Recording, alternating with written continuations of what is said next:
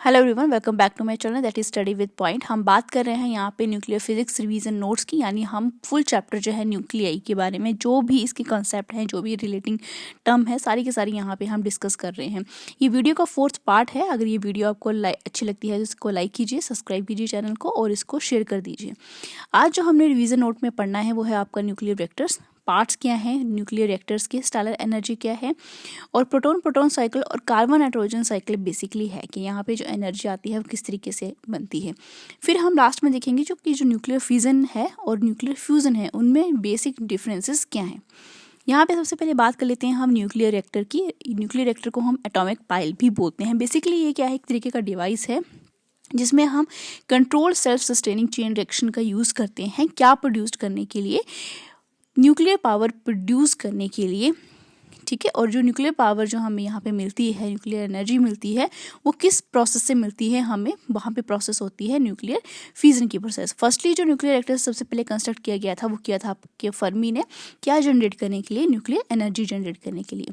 अब जो essential parts हैं आपके न्यूक्लियर रिएक्टर्स के, वो है आपका फ्यूल। विदाउट फ्यूल जो है आप न्यूक्लियर पावर को जनरेट नहीं कर सकते, वहाँ पे न्यूक्लियर फिजन की प्रोसेस को कैरी आउट नहीं कर सकते। तो सबसे पहले हमें फ्यूल चाहिए होता है, फिर हमें मॉडरेटर्स चाहिए होते हैं। अब देखिए, जो भी हम न्यूक्लियर फिजन की जो प्रोसेस करते हैं, हो सकता है कि वो न्यूक्लियर चेन रिएक्शन को हम क्या करें, कंट्रोल इन्वायरमेंट में करें, ठीक है। तो वहाँ पे जो उसके न्यूट्रॉन्स हैं यहाँ पे बेसिकली फास्ट हो सकते हैं, राइट। तो मॉडरेटर्स का काम क्या होता है, उनको स्लो डाउन करना, उनकी स्पीड को स्लो डाउन कर सकते हैं, उनको एब्जॉर्ब कर सकते हैं, राइट।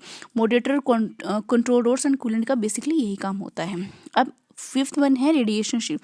अब देखिए, जब भी सपोज हम इस चैम्बर में बैठ के क्या कर रहे हैं, न्यूक्लियर फिजन की जो प्रोसेस है उसको कैरी आउट कर रहे हैं। यहाँ पे हमने जो न्यूक्लियर फ्यूल लिया है वो हमने लिया है प्लूटोनियम। अब हो सकता है कि ये प्लूटोनियम में जो है न्यूक्लियर फिजन की प्रोसेस हो रही है और यहाँ पे जो है बहुत ज़्यादा रेडिएशंस यहाँ पे क्या हो, जनरेट हो जाए।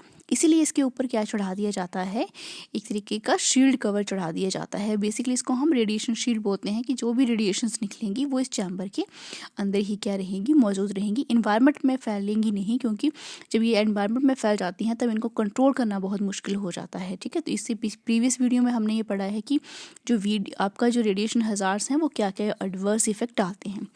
अब सबसे पहले बात कर लेते हैं हम पार्ट्स की न्यूक्लियर रिएक्टर के। फर्स्ट पार्ट है आपका फ्यूल।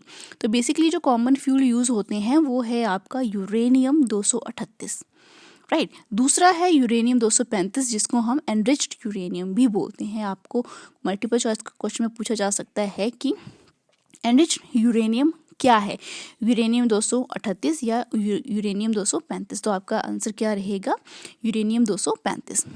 और क्या है, प्लूटोनियम है और एक आपका थोरियम। ये मोस्टली कॉमन यूज्ड फ्यूल हैं जो कि हम क्या करते हैं, न्यूक्लियर पावर जनरेट करने के लिए इनको यूज़ करते हैं। उसके बाद बात करते हैं सेकंड आपका जो है वो क्या है, आपका पार्ट न्यूक्लियर रिएक्टर का मॉडरेटर। अब देखिए, मॉडरेटर का जो काम होता है, जो कि आपके फास्ट मूविंग न्यूट्रॉन्स हैं उनको क्या कर दे, स्लो डाउन कर दें, राइट। या जो और to thermalize the neutrons to increase the rate of fusion की, उन न्यूट्रॉन्स को वो क्या करते, थर्मलाइज करते, क्या इंक्रीज करने के लिए, रेट ऑफ फ्यूजन की। जो न्यूक्लियर फ्यूजन की जो प्रोसेस किसी भी चैम्बर में हो रही है, सपोज प्लूटोनियम है, तो जो यहाँ पे जो न्यूक्लियर फ्यूजन की जो प्रोसेस है वो क्या हो जाए एकदम से, कि सपोज वो किस रेट से जा रही है, ठीक है, कम रेट से जा रही है, तो ये फास्ट जो आपका मॉडरेटर है ये क्या कर देगा, उस रेट को क्या कर देगा, इंक्रीज कर देता है, राइट। या स्लो डाउन कर देगा, या तो क्या कर देगा, आपका थर्मलाइज कर देगा न्यूट्रॉन्स को। अब बेसिकली जो कॉमनली यूज्ड मॉडरेटर हैं आपके, ठीक है, वो कौन कौन से हैं, एक आपका हैवी वाटर है, ग्रेफाइट है, बेरिलियम है एंड बेरिलियम ऑक्साइड है। अब एक गुड मॉडरेटर के पास क्या क्या होना चाहिए, लो एटॉमिक मास होना चाहिए। ऑफ कोर्स यहाँ पे इनका क्या होता है, लो एटॉमिक मास होता है। सेकंड क्या होना चाहिए, पुअर एब्जॉर्प्शन ऑफ न्यूट्रॉन्स, कि वो न्यूट्रॉन्स को क्या करें, सिर्फ उनकी जो स्पीड है उसको क्या करें, स्लो डाउन करें, उनको एब्जॉर्ब ना कर लें, राइट। थर्ड है आपका गुड स्कैटरिंग प्रॉपर्टी, की जो स्कैटरिंग की जो प्रॉपर्टी है वो क्या होनी चाहिए, बहुत अच्छी होनी चाहिए, राइट। फोर्थ क्या है, the size of the moderator atom should be nearly of the same size as that of the prompt neutron, की जो न्यूट्रॉन का जो जितना साइज है, राइट, जिस न्यूट्रॉन को हमने क्या करना है, उसकी स्पीड को क्या करना है, स्लो डाउन करना है। तो बेसिकली जो साइज ऑफ मॉडरेटर है उसका भी जो साइज़ है वो नियरली इसके इक्वल ही होना चाहिए। नेक्स्ट है कंट्रोल रोड्स। कंट्रोल रोड्स का क्या काम होता है कि वो न्यूट्रॉन्स को क्या कर लेते हैं, एब्जॉर्ब कर लेते हैं, कैप्चर कर लेते हैं अपने आप में। और मोस्टली यूज्ड जो आपकी जो कंट्रोल रोड्स हैं वो कौन कौन सी हैं, cadmium rods, boron rods and steel rods. अब बेसिकली ये क्या करते हैं, they regulate the net rate of the neutron production and hence control the intensity of the fusion process. Basically ये क्या करते हैं कि आपका किसी भी चैम्बर में न्यूक्लियर फ्यूजन की जो प्रोसेस है अगर वो हो रही हो, ठीक है, तो वो जो कितनी इंटेंसिटी के साथ हो रही है उसको वो क्या कर लेते हैं, कंट्रोल कर लेते हैं, राइट। और रेगुलेट करते हैं कि जो न्यूट्रॉन जो प्रोडक्शन है, ठीक है, उसके रेट को। नेक्स्ट है आपका कूलेंट। जो बेसिक फंक्शन होता है कूलेंट का वो ये है कि वो क्या करे, to keep the reactor temperature at the low value, कि हमने किसी भी चैम्बर में आपका क्या हो रहा है, न्यूक्लियर फिजन की जो प्रोसेस हो रही है उसका जो टेम्परेचर है, ठीक है, उसको मेंटेन रखना है लो वैल्यू के ऊपर, ठीक है। लो वैल्यू के ऊपर क्यों रखना है, क्योंकि अगर वो हाई टेम्परेचर को क्या कर लेगा, गेन कर लेगा, तो हो सकता है कि यहाँ पे बहुत ज़्यादा आपकी हाई रेडिएशंस निकले, राइट, जो कि क्या हो सकता है, डेंजरस हो सकता है न्यूक्लियर रिएक्टर जो है आपका वो फट भी सकता है। तो इसीलिए जो टेम्परेचर है उसको कहाँ मेंटेन किया जाता है, आपका लो टेम्परेचर के ऊपर। सेकेंड है पावर रिएक्टर में जो कूलेंट है वो क्या ट्रांसफर करता है, जो फ्यूजन के, देखिए यहाँ पे फ्यूजन हो रहा है, कोई भी आपका फ्यूल है, थोरियम है, ठीक है, इस चैम्बर में क्या हो रही है, आपकी न्यूक्लियर फ्यूजन की प्रोसेस हो रही है, ठीक है। तो यहाँ पे एनर्जी भी निकल रही है in the form of radiations, ठीक है। तो इसको क्या करता है, वो इस एनर्जी को क्या कर देता है, ट्रांसफर कर देता है in the form of heat, right. ये जो रेडिएशन निकल रही है इसको किस में कन्वर्ट कर देगा, वो हीट में कन्वर्ट कर देगा, राइट। और हीट से वो किस में कन्वर्ट हो जाएगी, वाटर से किस में चली जाएगी, फिर वो स्टीम में चली जाती है, ठीक है, जिसकी वजह से टर्बाइंस क्या लगती हैं, घूमने लगती हैं, और जिसकी वजह से क्या प्रोड्यूस होती है, यहाँ पे इलेक्ट्रिसिटी प्रोड्यूस्ड होती है। अब बेसिकली कूलेंट जो है वो कौन कौन से यूज होते हैं, एयर है, एयर भी क्या कर सकती है, इस चैम्बर में जितनी भी एनर्जी प्रोड्यूस्ड हो रही है उसको क्या कर सकती है, ये कूल कर सकती है। कार्बन डाइऑक्साइड का भी यही काम होता है, कूल करना, ठीक है। एंड द गैसियस कूलेंट्स, ठीक है, ये जो है एयर एंड कार्बन डाइऑक्साइड जो है वो एज अ गैसियस कूलेंट की तरह काम करते हैं, राइट। और water, organic liquids, helium, liquid sodium, इनको भी हम लिक्विड कूलेंट्स में क्या करते हैं, यूज़ करते हैं। एयर एंड कार्बन डाइऑक्साइड ये बेसिकली क्या है, आपकी गैसेस हैं, ठीक है। अगर लिक्विड कूलेंट की बात करें तो हम वाटर भी यूज़ कर सकते हैं, कोई ऑर्गेनिक लिक्विड भी यूज़ कर सकते हैं। अब बात करते हैं प्रोटेक्टिव शील्ड की।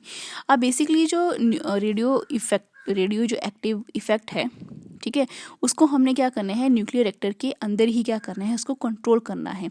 तो इसके चारों तरफ क्या कर दी जाती है, एक तरीके की शील्डिंग की कर दी जाती है, ठीक है। शील्ड कर दिया हमने तो बेसिकली ये क्या बन गई, एक तरीके की प्रोटेक्टिव शील्ड बन गई है। अब बेसिकली जो क्या है कि जब भी हम काम करते हैं न्यूक्लियर रिएक्टर के ऊपर तो जो रेडिएशंस निकलती हैं वो बहुत ज़्यादा क्या होती हैं, डेंजरस होती हैं। तो अब इनमें से क्या हो सकते हैं कि आपकी हाई एनर्जी जो न्यूट्रॉन्स हैं, राइट, गामा रेज हैं, थर्मल रेडिएशंस हैं, ये सारी प्रोड्यूस्ड होते हैं।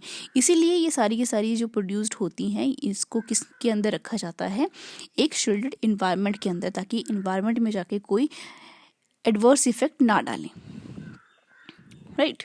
अब देखिए जो आपके जो ये जो शील्ड इसको हमने क्या किया है, यहाँ पे न्यूक्लियर फिशन की जो प्रोसेस हो रही है इसको हमने क्या किया है, शील्ड किया है, ठीक है। तो ये जो शील्ड यहाँ पे जो एक तरीके की मोटी दीवार बना दी जाती है, राइट, सेवरल फीट क्या होती है, थिक होती है, और इसकी जो लाइनिंग है वो लाइनिंग किससे की जाती है, बाय द मेटल लेड। अब जो भी हमने यहाँ पे न्यूक्लियर फ्यूजन की जो प्रोसेस को कैरी आउट करना है इसकी हमें परमिशन लेनी पड़ती है। सारे के सारे रूल जो हैं वो किसके थ्रू वर्क किए जाते हैं, internal commission of radiation protection के थ्रू।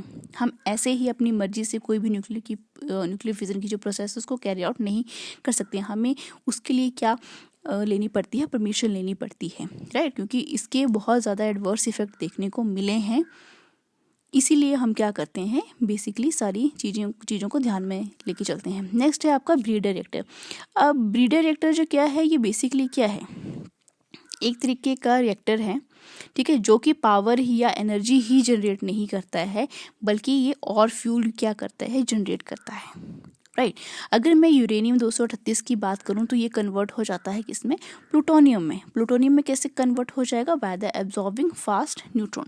तो देखिए यहाँ पे ये किसमें कन्वर्ट हो गया, प्लूटोनियम में कन्वर्ट हो गया। तो प्लूटोनियम भी क्या है, एक तरीके का फ्यूल है। तो इस जो ये बेसिक जो प्रोसेस है इसको हम क्या बोल देते हैं, ब्रीडिंग प्रोसेस बोल देते हैं। और ये क्या है, इसका डिक्रीजिंग ऑर्डर है।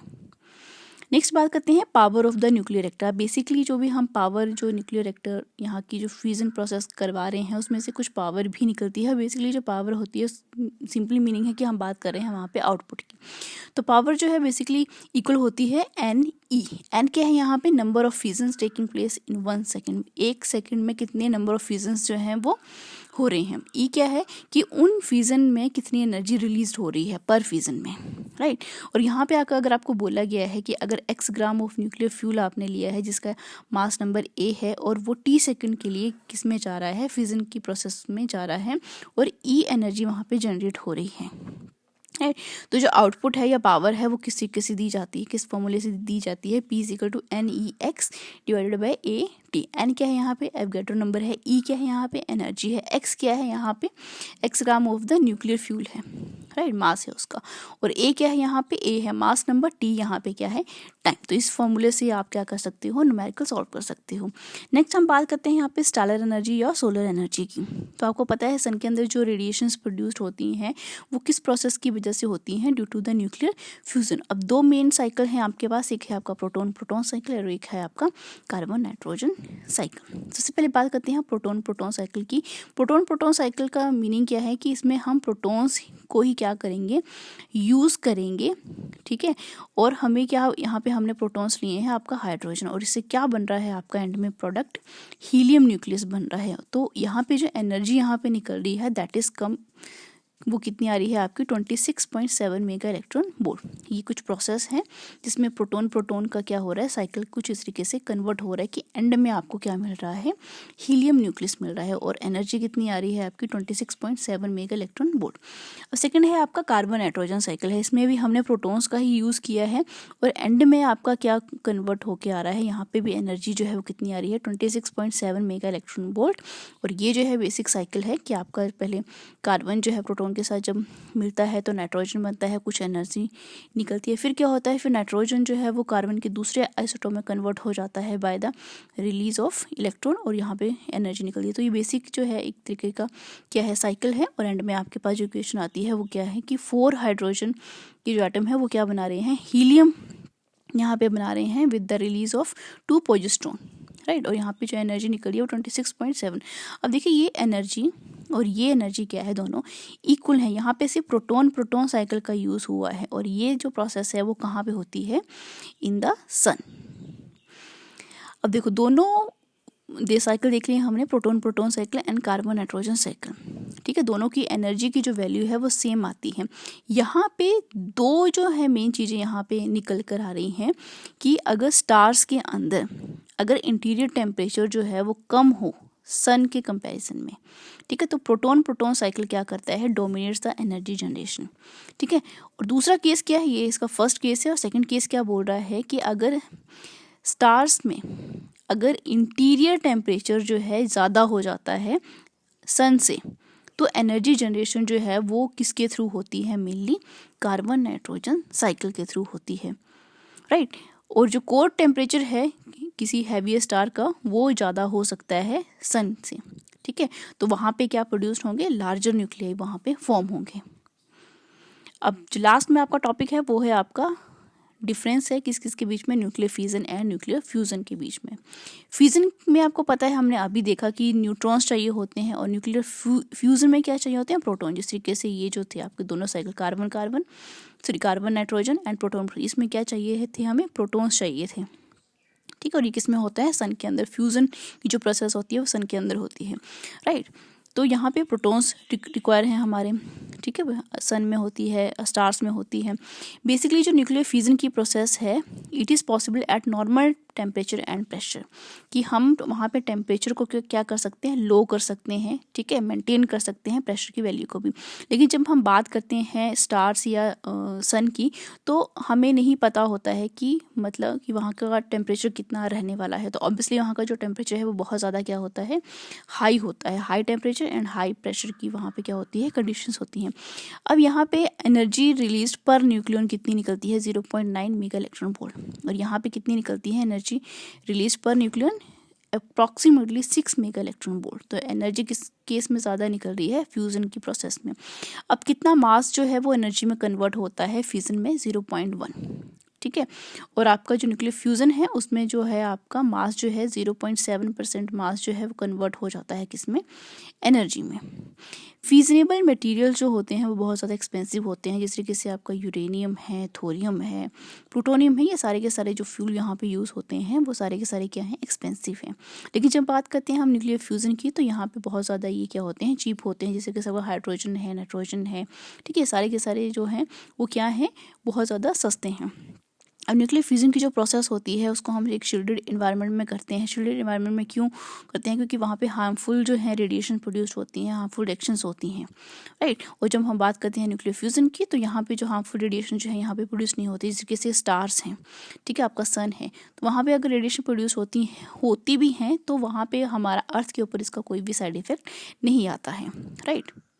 So this is all for today. Like share subscribe for more videos.